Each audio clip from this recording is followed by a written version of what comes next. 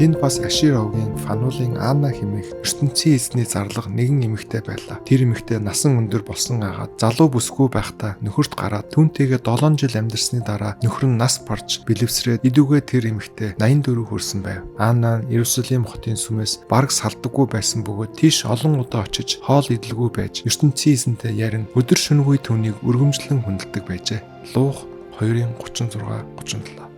Насан өндөр болсон Анна өдөр бүр ертөнцийн эзэнд итгэж найдан түүний сүмд очиж түүнтэй цаг гаргадаг байсан. Тэрээр хүн төрлөختний аврагч болох их эзэн Есүсийг харах завшаантай нэгэн байлаа.